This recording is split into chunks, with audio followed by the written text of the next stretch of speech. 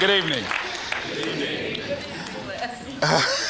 Mustafa, I want you to sit right over here. Sit right over here, Mustafa. Because I know as I do this material here, once you do it 3 times, it's yours, you know? So I want you to be close to me. I want you to look at someone on your right and left, shake their hands and say, I'm doing better than good and better than most. Let's do that right quick, please.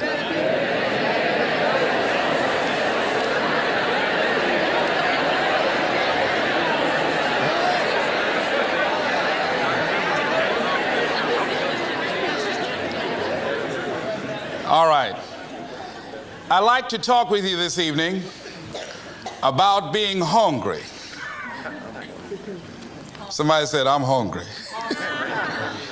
It is something I like to share some ideas and thoughts with you. I'm not asking that you believe anything that I say. I'm not asking that you agree with me. I'm merely asking that you stand on and in the conversation that we'll share with you this evening. And if there's something that I say that can fit and work for you, I say use it. If not, discard it and let it be. Is that all right? Yeah. Say, that's fair enough. Very good. All right.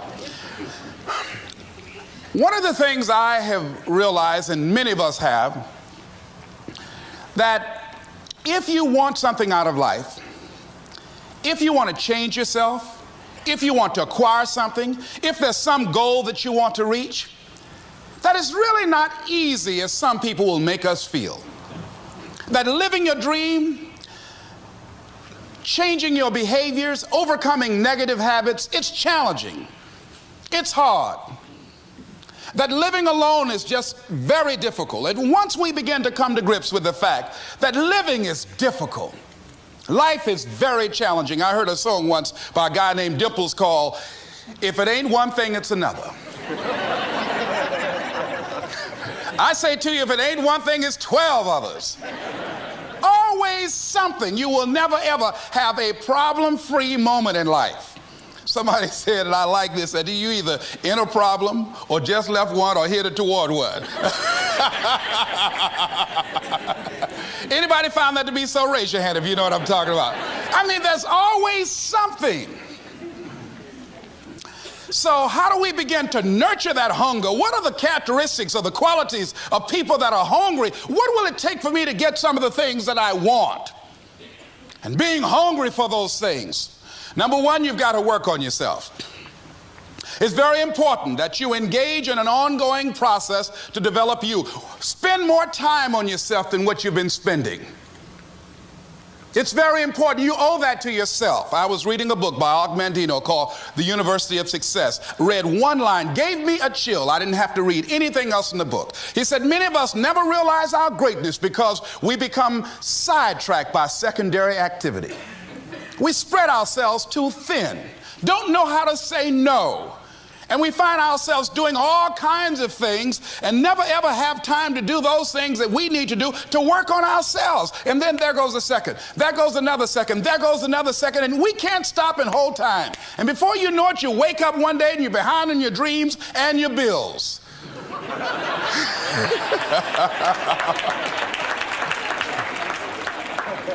So decide that you're going to take some time to work on you, that you deserve that from yourself, that your life deserves some prime time because you are creating your own production. As Michael Todd would say, you are the star of your show. You are the director. You're writing the script. And you will determine whether your life is a smash office hit or flop. You determine that. Working on yourself, talking to yourself. That's so very important. Overcoming the negative conversation, that inner dialogue that's going on all the time, even when you don't want it to be there. You can't stop yourself right now from thinking. You can't do it. It's going on. And so learning how to empower yourself, part of doing that is standing up to yourself.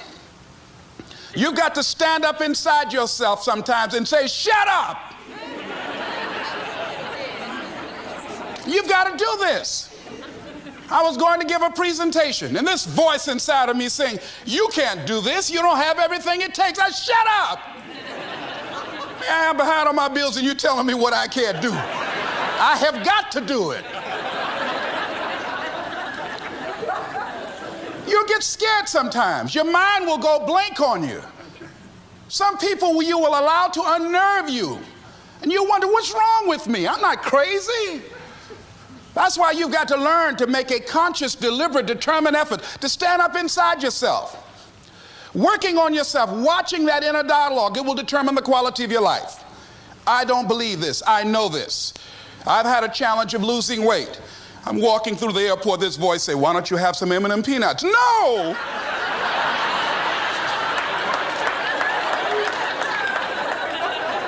Well, just one. Then after you eat that, you might as well have a Snicker now, you sucker. I mean, it's challenging. My mother fixed a kind of sweet potato pie you can't eat with your shoes on. Have to take your shoes off so you can wiggle your toes.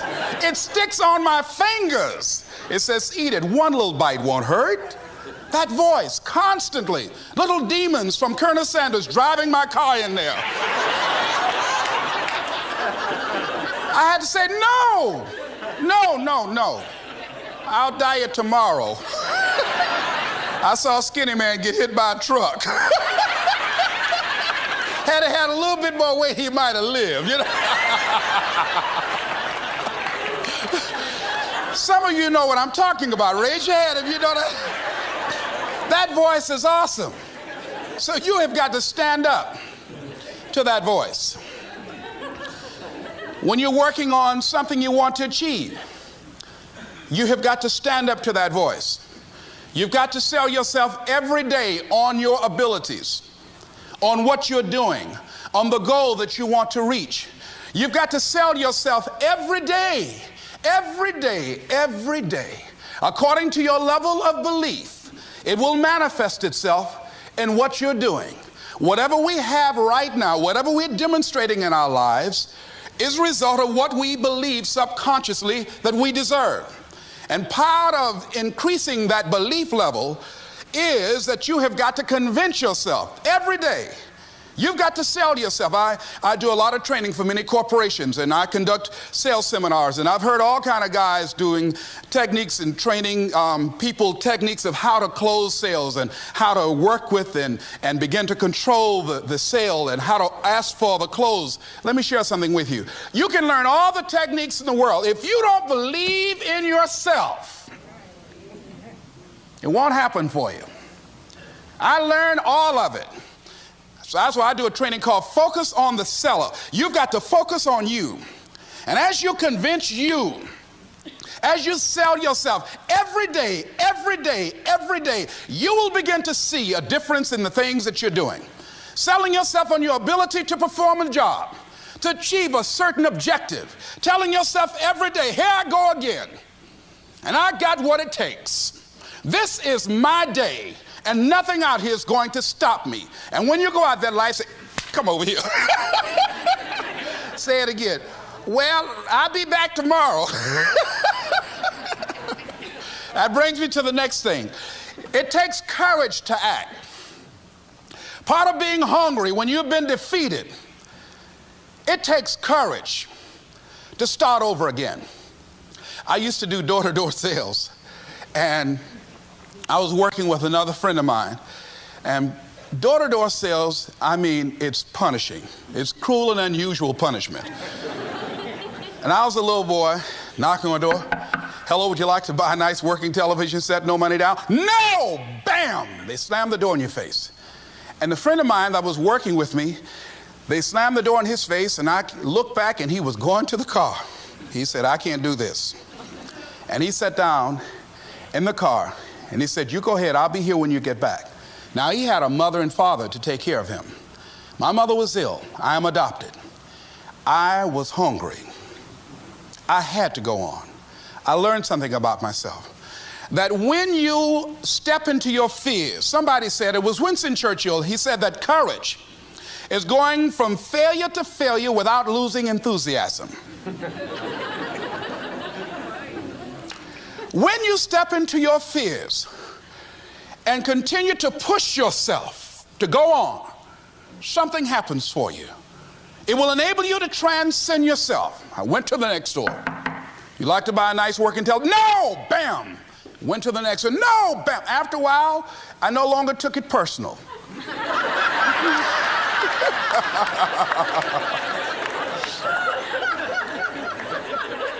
And I began to play a game. I said, well, I know there's a yes out here somewhere, and I'm going to keep on till I find it.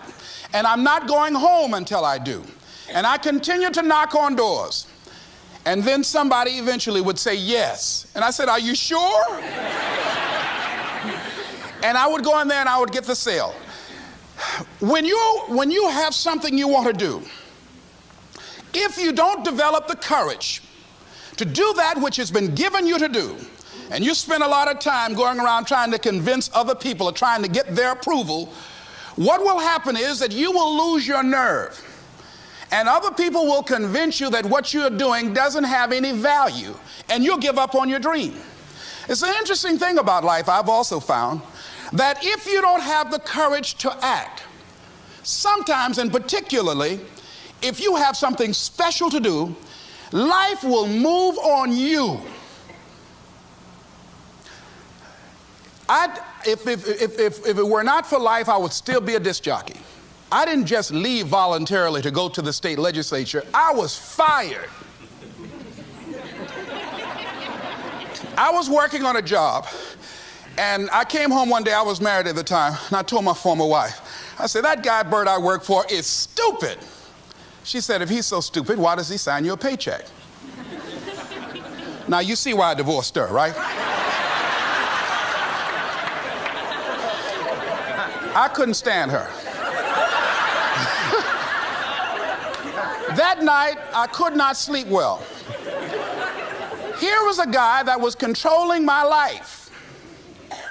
I was going through all kinds of changes because this man controlled my paycheck. And it was Carlyle who said, truth crushed to earth shall rise again.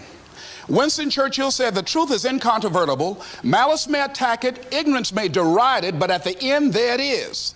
And we know scripture that says, ye shall know the truth, and the truth shall set you free.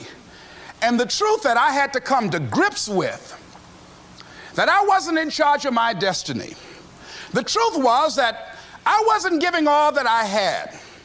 The truth was that there are some things that I wanted to do, but I didn't have the courage to act on those things. And the truth was that Bert Childs was a blessing to me. He made life so miserable for me, I had to start looking at my life differently. I started going to work earlier.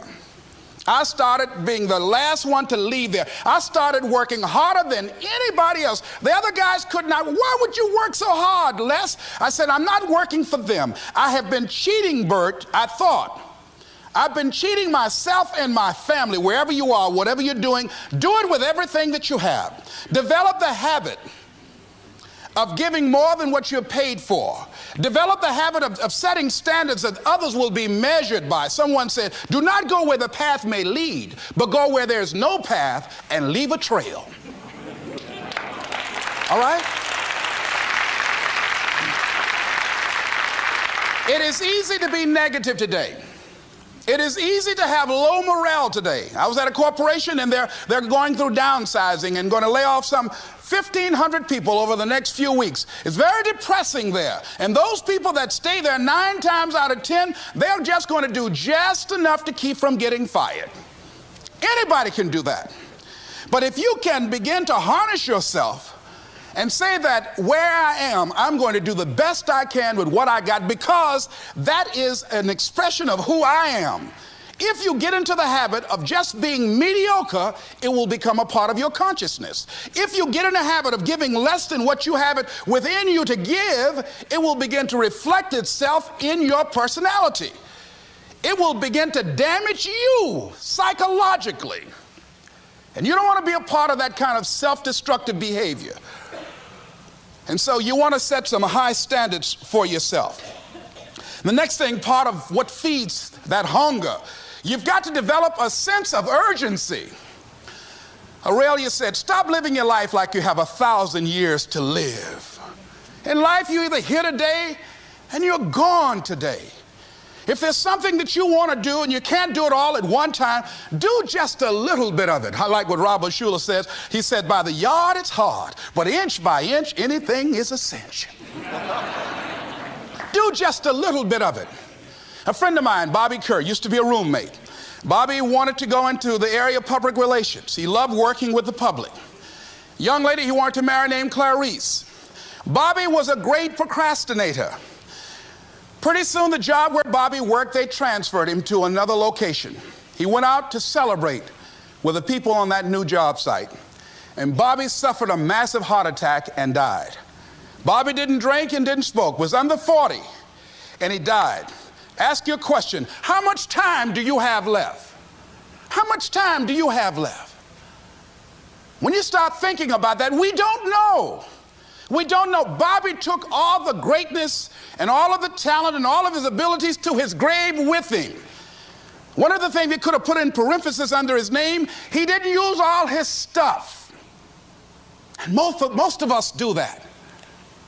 Most of us don't use the stuff that we have brought into the universe. And we want to make a conscious, deliberate, determined effort to start living life with a sense of urgency and using what we've got. Using ourselves up, sharing what we brought into the universe to share. Because if we don't, nobody else will. Stop wasting valuable time, knowing that if we begin to live our lives as if each day were our last, our lives will take on a whole new meaning.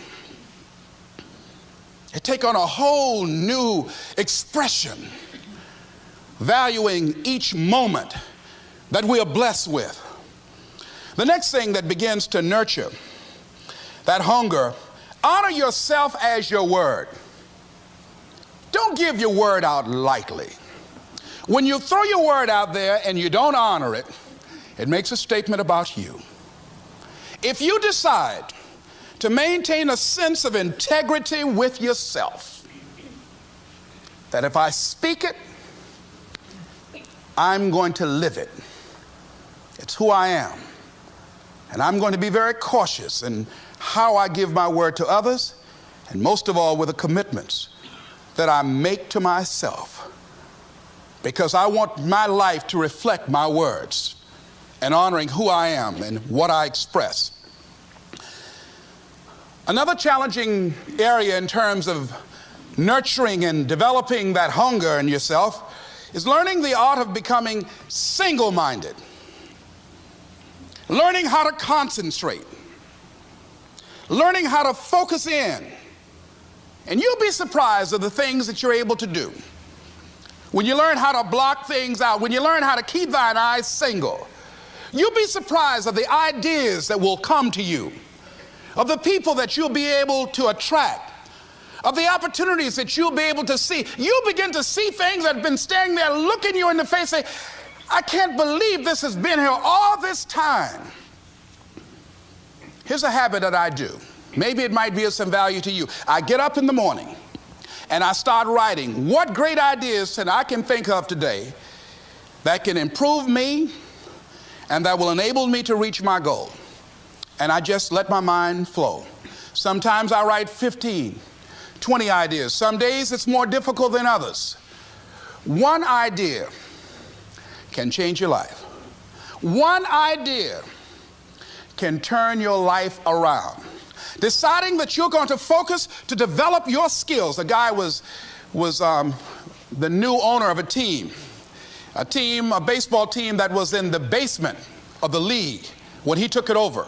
He went to the pitcher and he said, what is your best throw? And he said, well, I got a good curveball and I've got a good fastball. And he went on talking about his different throws. He said, but tell me this, what is your best throw? He thought for a moment. He said, I've got a good fastball. He said, that's all I want you to work on. Nothing else. Just develop your fastball.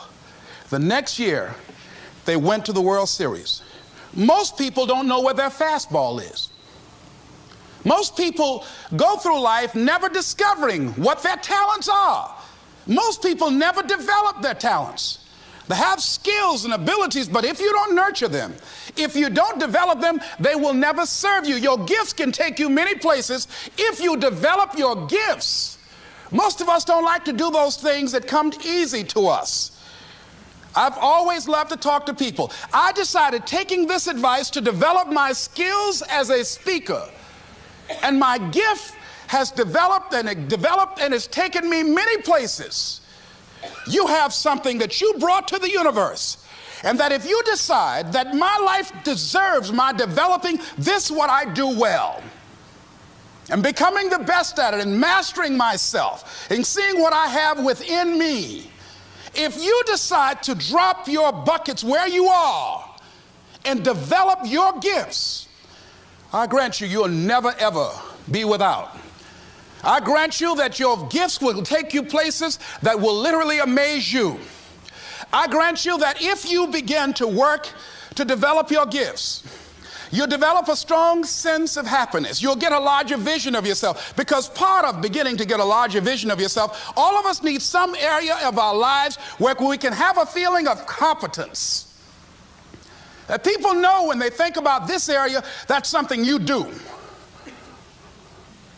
That you eat and sleep that, and that you do that, and people know it, and you know it, and you know that you know this. If you don't know anything else, you know this. Can you tell I know what I'm doing? Oh, hello. You know this. So you've got to work on it. When other folk are having a good time, you've got to have the strength of character to concentrate, to read, to digest information. If you decide in any particular area that you're concerned about to make a conscious, deliberate, determined effort to read one book a month in that area, in 5 years, you'll be among the top 5% experts in the world. I read a minimum of 2 books a week. The average American reads only 1 book a year.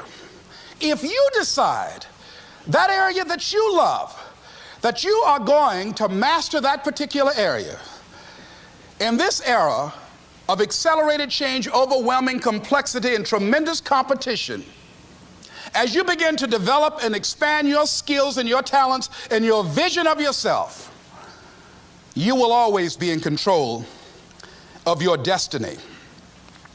The next thing is, whatever it is that you want to do, you want to do it massively. I have a friend who was telling me that his sales were down. I said, well, how many phone calls you make a day? He said, 25. I said, double them. Make 50 or 75 or 100. He said, oh man, that's just too much. What do you mean too much? You behind on your bills? You're talking about too much?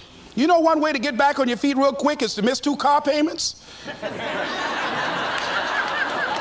You talking about you're tired? There's no competition out here. Decide that you're going to push yourself. Most people won't do that. Most people give up on themselves easily. You know the human spirit is powerful. There's nothing as powerful. It's hard to kill the human spirit. They asked Benjamin Disraeli, a man who became the head of a country at a time when Jews were not allowed out after 10 o'clock. They said, how did you do it? How do you achieve it against such great odds? He said, nothing can resist the will of a people that will stake even their existence on the extent of their purpose for good. That when you have a made-up mind, when you decide that you want to do something, I was reading something the other day, he said, the power to hold on in spite of everything, the power to endure, this is the winner's quality. The hunger, the ability to face defeat again and again without giving up. This is a winner's quality. You have that quality within you. When you're hungry, you don't care about the facts. You don't care about the odds.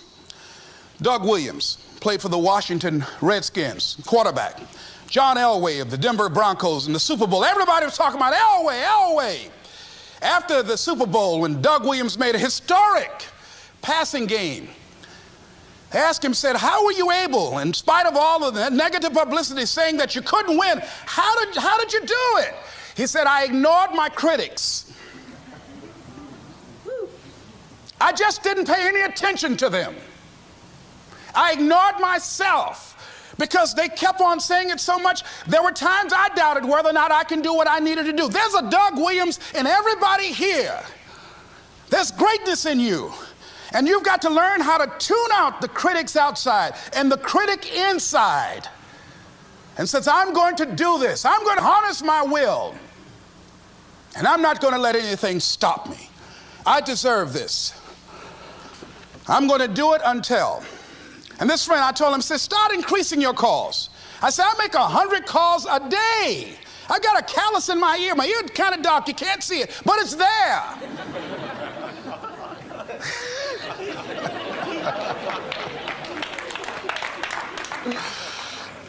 His sales have increased. He's working harder now. The other thing is that if you want something, you have got to be relentless. You've got to learn how to become resourceful. You've got to learn how to become creative. When crises strike in your life, and in the Chinese language, crises mean danger, but it also means opportunity. And this is an opportunity for you to grow. And you've got to be so relentless, regardless of what comes down the pike, that you're always looking for a way to get over, always looking for a way that you can break through, always looking for a way that you can win, always looking for a way that you can strike a telling blow. And pretty soon, I think there's some people watching us in the universe that say, wait, let's call a meeting over here. You know that guy Mustafa? Look at him down there. He won't stop. Just that fool don't know he can't get over. Look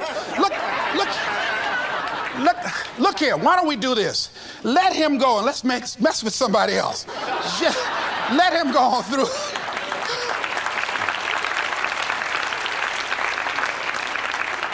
Life will just get tired of whipping you sometimes.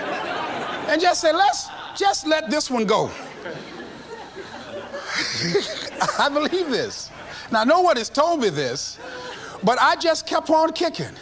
I didn't have sense enough to stop. I was intelligently ignorant. I didn't know what I couldn't do. So I just tried anything. And the fascinating thing about life, because you can't get out of it alive, you might as well have a good time, you know?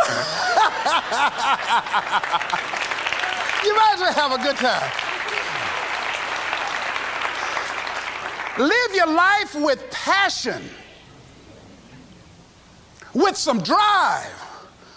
I was giving a seminar the other day, and I mentioned that I was going to do some training in August with some young teenagers and take about 100 away to a 2 or 3 day camp and wipe them out. Been working on this. So after the speech, one of the parents walked up to me and said, Mr. Brown, I'd like for you to do something for my son. He's not motivated.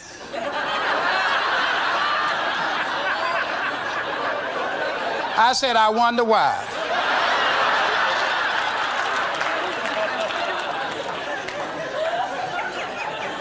I wonder what's wrong with him. He had no fire whatsoever. See, what you do speaks so loudly folk can't hear what you're saying.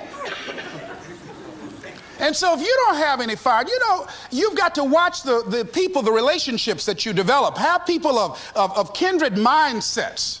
If you're around folk who are dead and negative all the time, they will affect you.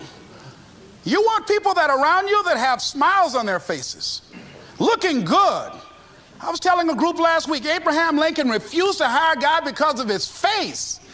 They said, but the guy can't help it. He said, anybody over 30 is responsible for their face. If you have some depressing face looking at you every day, it affects your blood pressure. Keep these dead faces away from you. It's contagious. This is serious. So you've got to watch your countenance, watch your face, have an uplifted expression, watch your body posture. All of these things affect you psychically. You got to be the kind of person that you are fearless.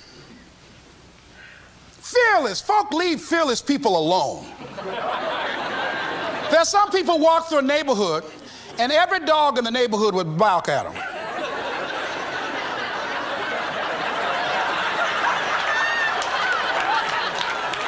But there's some people come through and ain't nobody gonna mess with this.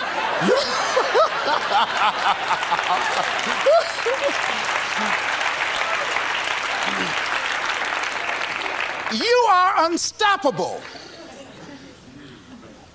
And because you are unstoppable, because you've got power that you haven't even begun to use yet, you owe it to yourself to release your brakes. How many of you have had the experience of pulling out of your driveway and you mashed on the accelerator and the car was just going, it couldn't move, and you mashed harder and it couldn't move, and then you discovered you had your emergency brakes on. And then you release those emergency brakes and it goes, choo! Have you ever had that experience before? Most of us go through life with our brakes on, holding back, not giving all that we have, not sharing all of ourselves. Most of us go to our graves still holding on rather than releasing it. What are some of those things that keep us from releasing it? Because of past experiences, past defeats, past pain. We look back, well, it didn't work out then. It probably won't work out now. Many people get confused their performances with who they are. I was reading Pat Riley, the coach of the Los Angeles Lakers.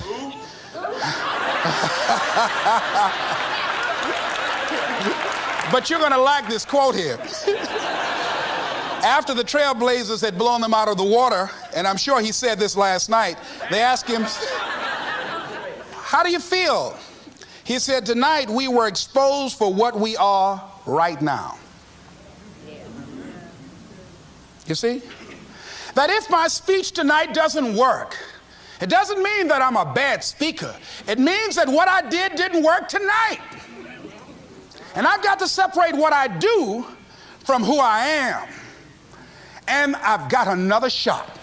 See, the last chapter to your life has not been written yet, and it doesn't matter about what happened yesterday. It doesn't matter about the things that you've done that you feel guilty about. If you wouldn't do it today, you're convicting an innocent person. You've been reborn to a new state of consciousness. And as they say, if we knew better, we would do better. And so we begin to decide, I'm not going to be denied. I remember, and I was telling someone, and they asked me, would you repeat that again? I was interested in going into broadcasting. I'm adopted. And that was my key out. I wanted to make my mama proud of me. I was very much appreciative of what she's done for my brother and sister and I. And that was my way out. And I went over to a radio station, asked a guy and told him that I was interested in broadcasting. He looked at me in my straw hat and my overalls. He said, you have any broadcasting background? I said, no, sir, I don't. What do you do? I cut grass. Young ladies asked me what kind of work I do, and I was working on a garbage truck. I say, well, I'm a sanitary technician. He said, we don't have any job for you. I decided that was something I was going to do. I decided I'm unstoppable. I'm going to go up in here and I'm going to do this. I started going to the radio station every day, developing a relationship with the people that were doing what I wanted to do. And that's what I encourage you to do. Whatever area you want to go in, find people that are doing it the way you want to do it and develop a relationship with them.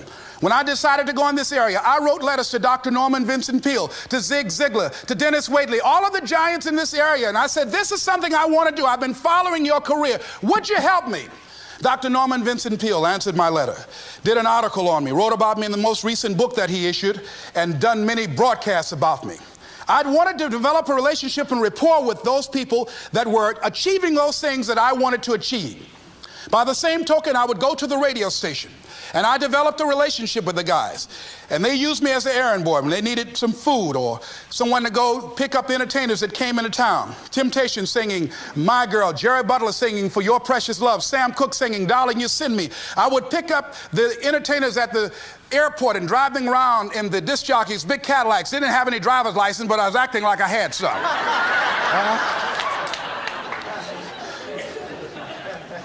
Every day I used to go home and work on my communication skills, developing myself. It was Whitney Young. He said, it's better to be prepared for an opportunity and not have one than to have an opportunity and not be prepared. Start working and developing yourself now and prepare yourself for what it is that you want, because you expect to get it. And when the disc jockeys were in the control room, I would go in and watch them and develop a trust level, and they would let me stay, and I would watch and observe them working the controls. When you want something out of life, don't worry about how you're going to get it. How is none of your business. The most difficult thing it is to hold the vision. It's to hold the vision. So there I was at the radio station. A guy was on the air and he started to drink by the name of Rock. I was outside the window looking at him and watching. Hungry and ready, saying, drink, Rock, drink. Pretty soon the phone rang. It was the general manager. I said, hello? He said, Les, this is Mr. Klein. I said, I know. He said, Rock can't finish his program. He's slurring his words. I said, I know. Can you work the controls until one of the other disc jockeys come in? Would you call them? I said, yes, sir. I hung the phone up. I said, now he must be thinking I'm crazy. I called my mama and my girlfriend Cassandra. I said, y'all come out on the front porch and turn up the radio. I'm about to come on the air.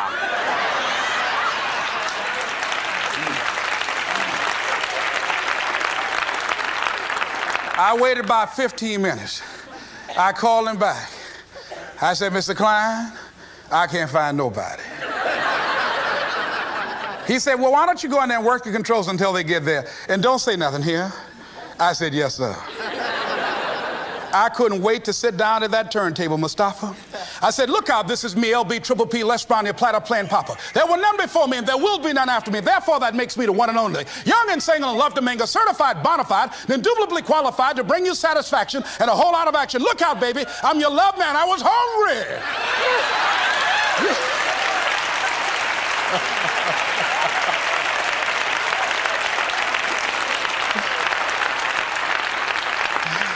Shake somebody's hand on your right and left and say, you've got to be hungry.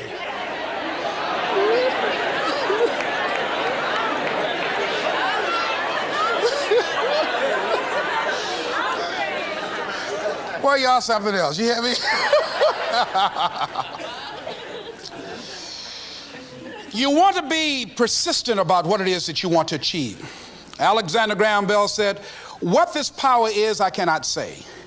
All I know is that it exists, and it becomes available only when a man or a woman is in that state of mind in which he or she knows exactly what he or she wants and is fully determined not to quit until they find it. When our children are learning how to walk, how many times will your baby attempt to walk and fall and you just say, just sit down, don't try anymore, you've fallen 20 times. Just sit down somewhere, busting your lip and everything, getting in folks' way. When will a baby walk? It will walk when it walks. That's when it will walk. Les, when will you be known nationally as the motivator? I will be known when I'm known. That's when I'll be known. Don't get caught up in, well, I've tried it 4 or 5 times and things didn't work out. If there's something that you want and you're hungry for it, you've got to do whatever is necessary until. And when you give the best you can and that's not enough, you must do what is required. And don't give up on yourself. Don't throw the towel in so quickly. Many people give up on the 1-yard line, where if they have the determination just to keep on knocking. It's a funny thing about life. If you're home one day and someone is knocking on the door and you say, I don't want to be bothered today. And if that person just keep on knocking, say, can you believe that fool's still knocking? Pretty soon you say, what is it? What do you want? And that's how you've got to be about your dream. Some people, well, I guess ain't nobody home. I knocked on the door, but nobody came. I heard the television on and people were moving around, but I guess opportunity probably went out the back door. Oh, no. See, life is not just that simple. It's not that cut and dry.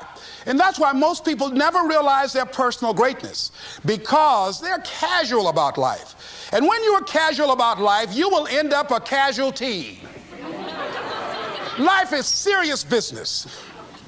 So I encourage you to be persistent, to not decide that, well, I've done the best I can. I guess I just can't have it. Don't make that decision. Many of us make premature decisions about ourselves. Calvin Coolidge said something, a man who was a president that was not known for his eloquence or making any historical decisions, but something he wrote about persistence. And he says, press on. Nothing can take the place of persistence. Talent will not. The world is full of unsuccessful people with talent. Genius will not. Unrewarded genius is almost a proverb. Education alone will not. The world is full of educated derelicts. Persistence and determination alone are omnipotent. There's a person that is the embodiment of persistence and determination.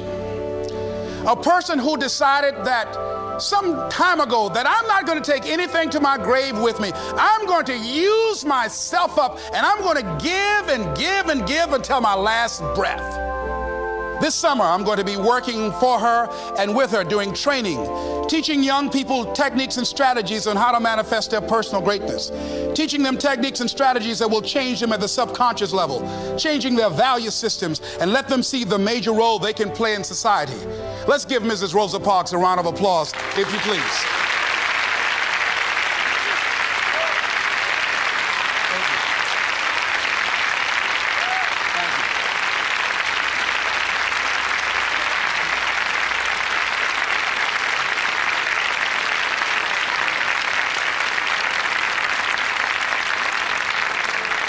Here we are in the presence of greatness. Mrs. Parks, people over here couldn't see you. Would you come up? Could you? She's such a beautiful person.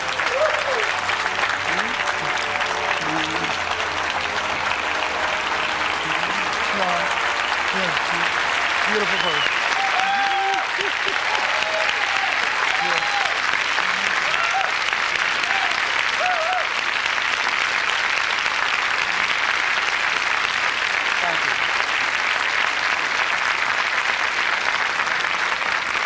I encourage you to see Mrs. Parks and Mrs. Elaine Steele about the Rosa and Raymond Parks Institute for Self-Development. If you're interested in your children participating in that, they have some information over here to share with you.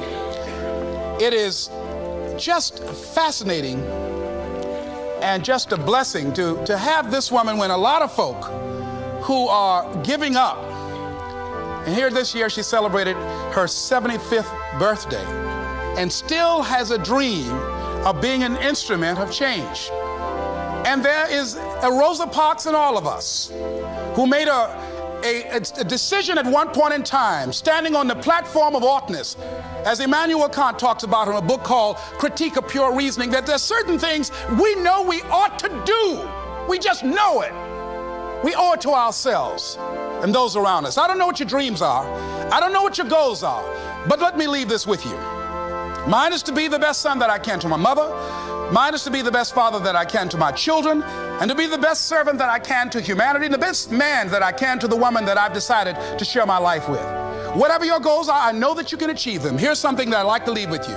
It says simply that if you want a thing bad enough to go out and fight for it, to work day and night for it, to give up your time, your peace, and your sleep for it, if all that you dream and scheme is about it, and life seems useless and worthless without it, and if you gladly sweat for it and fret for it and plan for it, and lose all your terror of the opposition for it, and if you simply go after that things that you want with all of your capacity, strength and sagacity, faith, hope, and confidence, and stern pertinacity, if neither cold poverty, famish, or gout, sickness, or pain of body and brain can keep you away from the thing that you want, if dogged and grim you besiege and beset it, with the help of God you'll get it. This is Mrs. Mamie Brown's baby boy, Leslie Calvin Brown, saying it's been a plum-pleasing pleasure as well as a privilege. Thank y'all.